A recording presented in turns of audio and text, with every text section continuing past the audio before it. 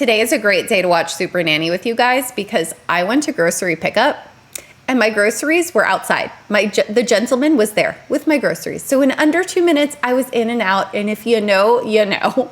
So grab yourself a beverage and let's watch this family together. Thank you. Honey, I'm flipping you off with my flipping off tower. Stop talking about flipping people off. Stop it.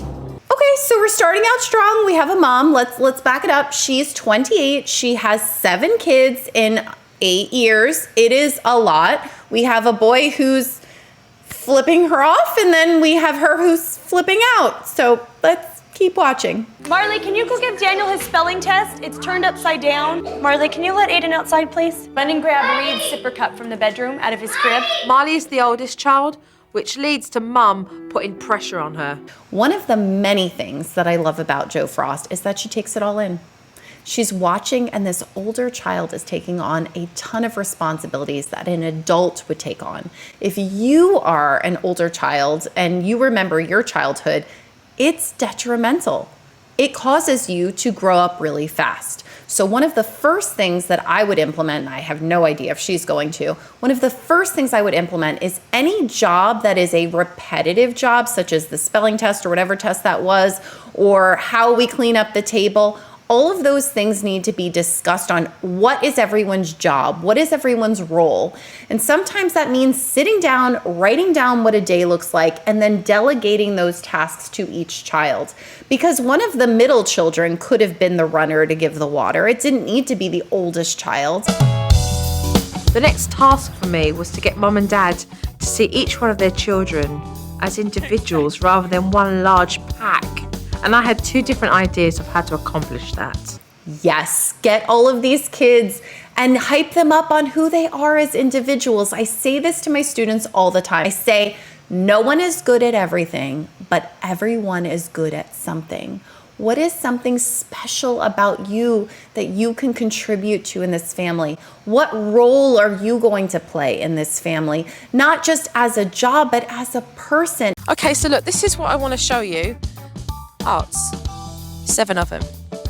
Each day I want you to write something very positive about each one. And then what you're going to do is you're going to give them their hearts at dinner time. Oh, cool. Anytime you can turn a new technique into a visual, not only will it help the kids because they get to see it, it's going to help you too as the caregiver because we have a million tasks every day that we do. But if we have something up, it's like, oh, that's right. And also have a placement. Jo says, we're going to do this, I believe she said, before dinner. So that's great. Make it visual and stick it into your routine somewhere so that it is connected to something else. If you've read the book Atomic Habits, such a good book. He talks about connecting a new habit to a habit that you already do. So every night they're going to have dinner. So now this is connected to dinner and therefore they'll remember to do it. Yes. Ella, there's yours. And there's Reed's and Aiden and Philip. Thank you, Mom. Judson, you were very responsible today. I'm sorry, there is something I don't like about this at all. Instead of noticing the actions of the children, they are being labeled and identified as certain character traits. I saw one of their cards, it said good girl, and then you were a very good helper, you were very responsible. Those words mean nothing to children. You say, I noticed you unloaded the dishwasher without being asked to today. Or I noticed you shared your truck with your brother. What you say, they will repeat. And if you want your child to be more helpful and more responsible, then by putting down what the actions are, those are things they can actually copy and mirror. Oh, mommy noticed that I shared my toy and that was praised. I'm gonna share my toy again. You are so fun to play on the swings with. And Reed says, Reed, I am so proud that you said lizard today. I love you, Mom. Yeah, that's a big deal for him to say things like that. Yes, that one was specific. You said the word lizard. And something else that you might want to insert is to notice the effort, not the outcome. I'm going to say that again because it's so very important. Notice the effort, not the outcome. If you've been following my channel for even a little bit of time, you know that I am data driven. And when I share all of these parenting techniques, they come from things. They come from studies for the most part. Some of them, of course, are slightly opinion. Nothing on my channel is perfect. Please, it is what it is. I'm human too. But I want to tell you about this study. They took a group of kids. They gave them a math test. Some problems were right, some problems were wrong, all done. Then they separated the kids into 3 groups. One group they said nothing to. That's the control group. The other 2 groups, one group was given praise specifically on how they performed, the outcome. The other group was given praise specifically on effort, not the outcome. And are you ready for this? When they all came back and took a math test again, guess what happened? Spoiler alert, the kids who were the control group, nothing changed. Then the group that was given praise on the outcome performed much worse, and the group that was praised for their effort performed better. No one studied, nothing else changed except for the fact that they were praised for the effort, not the outcome. This is what this means for you. Don't care about honor roll.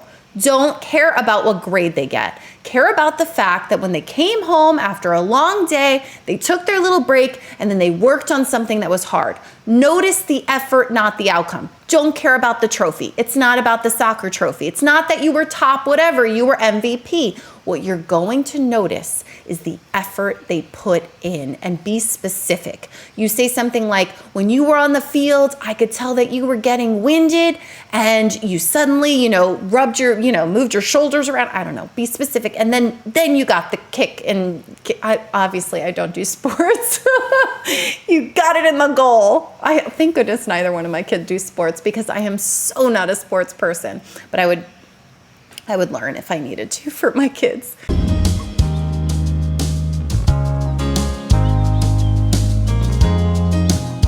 I find it absolutely bizarre that Katie has been here for a year and hasn't even met any of her neighbours.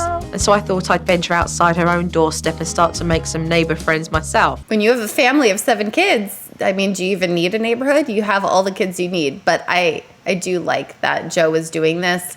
Loneliness, fun fact or sad fact, is loneliness is so prevalent that over 50%, some studies say that over 50% of US adults are lonely. So if you are lonely, you are not alone. And I'm glad you're here. There is a community, and sometimes it just takes one person willing to step out of their comfort zone and say, hey, let's be friends. So Katie, this is for you, mum to mum.